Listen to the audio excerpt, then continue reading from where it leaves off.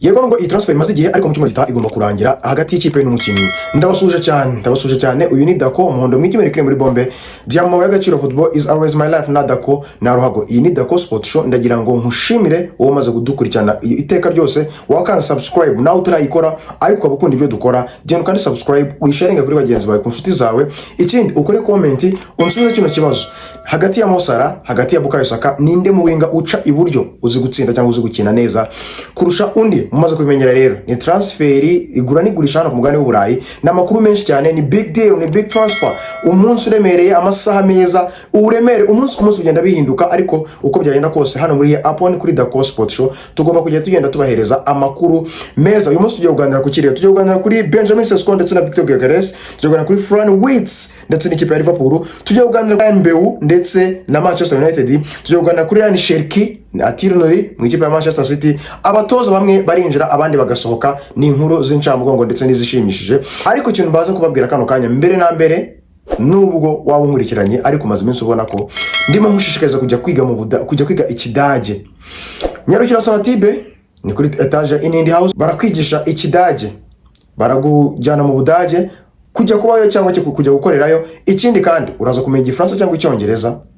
Ikindi intake ku itariki 7 z'ukwezi kwa gatandatu ndagira ngo mushishikarize kino kintu rero nyarukirayo wendikishe udacikwa. Ikindi kandi ukeneye amakuru menshi kuri ibyo ngibyo wabandikira kuri email cyangwa ukaba flashinga kuri iriya nimero urimo urabona kuri iyo bana aho ngaho kuri iyo bana irahonga muri screen zawe.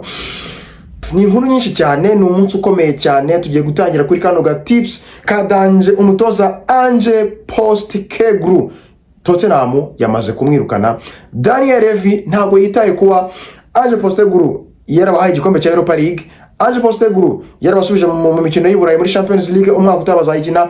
Ange Postecoglou yarabafashe akabahiza igikombe nyuma y'imyaka 17. Ibyo ngibyo ntabwo bimureba ahubwo icyo yakoze we yavuze ngo bitewe nuko mu bijyanye n'imbere mu rugo indani ibikombe by'imbere indani utageze utwitwaraho neza ntabwo nitaye ko wagize imvura wenyine wazigize ngewe ndakwirukanye. Daniel Levy ntabwo yigeze abanira umutoza Ange Postecoglou abatoza abakinnyi abafana b'ikipe ya Tottenham cyangwa se abafana mu kipe mu mupira w'amaguru muri rusange mwumvaga koko Ange Postecoglou yagakwiye kwirukanwa nyuma y'ibyo yaramaze gukora muri izi mpera za saison. Ni ibintu tugomba gutekerezaho tukareba uko bigenze nyina ku Daniel Levy ntabwo yigeze rwose ahereza agahenge Ange Postecoglou wanabandikiye letter abashimira ndetse anababwira ko yarafite umuryango mwiza urimo abana bato bagomba kuzatera imbere mu gihe kizaza. Anababwira ati niba babona undi mutoza mwiza ujyanye n'ibyo batekereza bazakora ibintu byinshi kandi ikindi ntabwo bazigira bibagirwa uwo bita Ange Postecoglou wabahaye igikombe mu myaka 17 ndetse n'ira Swadi bari bafatanyije ndetse ashimira n'abantu bose babashe kumuba hafi mu gihe ayahamaze.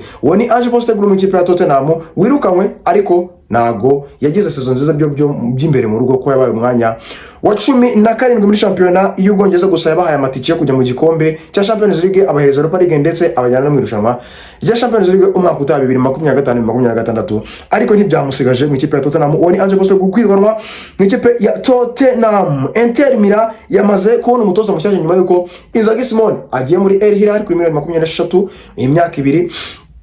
Ikindi bakaza kubona ko Fabregas kuva muri Como bigoranye bamwimye green light kugira ngo asohoke muri Como babona ko batazamubona yahise ihitamo gusinyisha umutoza bita Christian Chivo umutoza utozaga Las Palmas umutoza wari mwiza cyane wakiniye ikipe ya Inter Milan ni umudefense ariko yakinaga no ku ruhande rw'inyuma kuri gatatu ariko byaje kurangira asinyiye ikipe ya Inter Milan imyaka 2 kugeza 2027. Thomas Frank umutoza Marco Silva tugarutse mu kipe ya Tottenham niba abatoza babiri barimo baravuga mu majwi yo kugira ngo babe basimbura uyu mutoza wagiye Ange Postecoglou. Ese ni Thomas Frank cyangwa ni Marco Silva? Thomas Frank ni umutoza w'ikipe ya Brentford wagaragaje ko afite yagize season nziza muri uyu mwaka dore ko arimo anasora n'abakinnyi beza bagiye batandukanye ba Mbehu n'abandi bagiye batandukanye ni uri nagwabwa amajwi menshi cyane. Uwo bita Marco Silva nawe ni umutoza utegerejwe kureba w'ikipe ya Fulham utegerejwe kureba niba uyu Thomas Frank niba bize buze gukunda cyangwa se biri buze kwanga none nawe akahita agira gute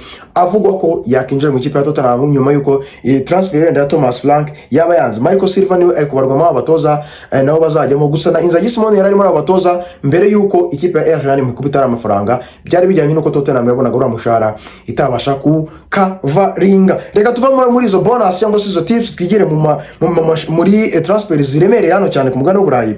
Benjamin Sesko aho ni muri Arsenal na Victor Gyökeres.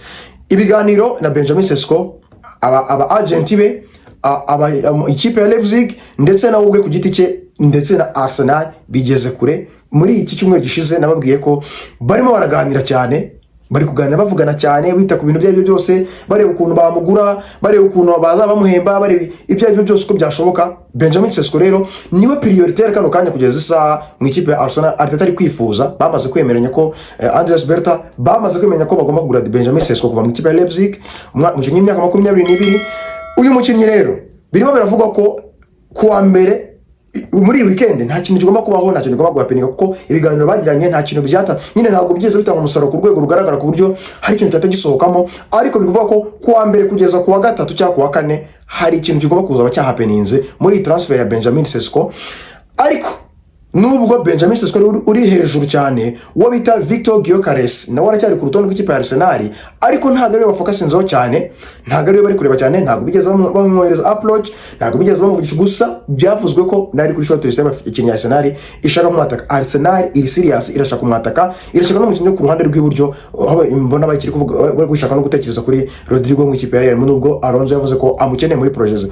So uyu Benjamin Sesko rero mu cyumweru gitabideganyijwe ko tugomba kumenya niba agiye kujya mu kipe ya Arsenal gukoramo ibizami by'ubuzima, ikindi n'amafaranga agomba kuzaba yaguzweho n'umushahara agomba kuzahembwa n'imyaka azaba yasinye. Ibyo ngibyo ndabibize hano nkuko Fabrizio Romano abitubwira akavuga ati mu cyumweru gitaha twizeye ko bigomba kuzagenda neza kuri Benjamin Sesko, ari nawe uri imbere ku gasonga ko abakinnyi Arsenal yifuza ku mwanya wa striker. Tunyarukire mu kipe ya Liverpool. Florian Wirtz ni umukinnyi uri mu kipe y'Ubudage kano kanya ndetse n'umukinnyi we n'ikipe ya Liverpool we yamaze kwemera Liverpool ko yayikinamo, aranayishimiye cyane. Ibintu byose byo ku giti cye nk'umukinnyi yamaze kubyemera.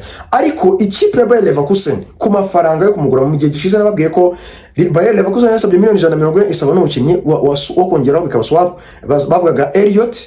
Ariko Liverpool na Bayer Leverkusen bamaze kuganira ibiganiro miliyoni 130 nizo zirimo ziranugwanugwa ko ziri kuvugwaho bakabahereza Florian Wirtz. Biri kuvuga ko iyi weekend nawe nta kintu kibuza guhapeninga, nta bintu byinshi bibuza kubaho. Ariko yaba muri kino cyumweru cyangwa se gitaha uyu Florian Wirtz araza kuva mu ikipe y'igihugu yerekeza mu ikipe ya Liverpool. Liverpool imiragerageza kubifatanya na deal ya Milos Kerkez kuva mu ikipe ya Bournemouth.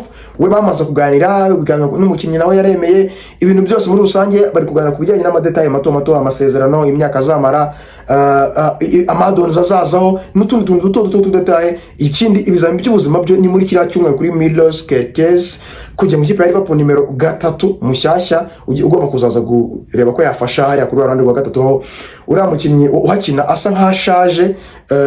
Ubwo rero ni ukuvuga ngo aba bakinnyi bose Liverpool irashaka kubakavaringira rimwe kugira ngo irebe ko ibi byumweru bibiri byarangira imaze kurangiza izi transfer imaze kuzinjizamo. Dore ko nabonye no muri Liverpool uwo bita Luis Diaz asa nk'ari gupushinga kugira ngo arebe ko yajya mu ikipe ya Barcelona. Dore ko yatangaje ko ahora anayikunda cyane kandi ahora anayifana ikipe ya Manchester City nyuma ya Tijan Leyders ugiye gukora ikizami cy'ubuzima mu ikipe ya Manchester City kuva mu ikipe ya AC Milan nimero 8 w'umuholandi. Hakurikiyeho rero umukinnyi Ryan Cherki niyo mwana mukurikiranye umukino nimugoroba yaratangaje ko kujya mu ikipe ya Manchester City yabyishimira. Ikindi nawe ku giti cye gupushinga kugira ngo arebe ko yakina igikombe cy'isi cy'amaklebe nyuma yuko bakijyamo aba yaragisinye yabaye umukinnyi w'ikipe ya Manchester City. Mwaremo mubonye umukino nimugoroba iminota mike yakinnye itagezemo kuri 25 yatsinze igitego akreba uburyo bw'ibitego uburyo buvamo igitego 3 atanga na assist imwe. N'umukinnyi mwiza cyane Manchester City yabibonye. Ikindi kandi n'umukinnyi wagaragaje ko afite urwego rwiza. Ikindi bamaze kuganira deal ya mbere, amafaranga ya mbere, bid ya mbere ikipe ya Manchester City yohereje ya miliyoni 30 yaranzwe. Uyu mukinnyi wo bita Ryan Cherki wanze ayo mafaranga, ariko Manchester City irimo iragerageza kugira ngo irebe ko yakongera amafaranga. Kandi na Rio nayo iragira ati Olympique Lyon yavuga ati bazamuye amafaranga ho gatoya twakemera, ariko mu miliyoni 30 zo ntabwo twazemera, ni make. Rero ikintu kibura Ryan Cherki we gukina mu kipe ya Manchester City yamaze kubyemera, we n'umukinnyi ku giti cye n'aba agent we biragaragara ko bamaze kumva kujya mu kipe ya Manchester City hamwe na Guardiola, ndetse barashaka kujya mu gukina igikombe cy'isi cy'amaklube, ariko amasezerano hagati y'ikipe na Olympique Lyon na Man City ntago ari mabi, ariko ikintu kibi bari gupfa n'amafaranga agomba kumugurwaho. Miliyoni 30 zara rejectinzwe, dutegereje kure ko Man City yongera amafaranga kugira ngo barebe ko bakinjiza uyu Ryan Cherki, ndetse mbijyanira n'umukinnyi Atil Nouri. Ryan Atil Nouri n'umukinnyi nawe ukina kuri gatatu kuva muri Wolverhampton, miliyoni 30 nawe n'eshanu zamaze kwemezwa n'ikipe ya Wolverhampton ko uyu mukinnyi agomba kujya gukora ibizami by'ubuzima vuba ngaha, nawe iraba ari ya Apple. Umukinnyi Atil Nouri kuva mu ikipe ya Wolverhampton araza kujya gusinyira ikipe ya Manchester City. Manchester City ikomeje kwiyubaka kugira ngo irebe ko umwaka utaha yagaruka mu mikino mpuzamahanga iryoshye, kandi no muri championnat ikagaruka imeze neza. Pepe Guardiola usa nkaho yatangiye gukora ahakomeye kugira ngo arebe ko Man City yayigarura cyane. Abo ni abakinnyi bagera kuri 3, Tijan Leaders, Ryan Cherki ndetse na Atil Nouri, bose bagomba kujya gusinya mu ikipe ya Manchester City. Ingunga imwe igakomeza kwiyubaka. Mugenzi wayo undi mukeba Manchester United, nyuma yuko isinyishije uwo bita Matheus Cunha kuri miliyoni 62.5, ubu ngubu kanya Bryan Mbeu kuva mu ikipe ya Brentford. Ibiganiro bigeze kure ibijyanye no kuba uyu Bryan Mbeu narabibabwiye ko yasabye umushahara miliyoni 250.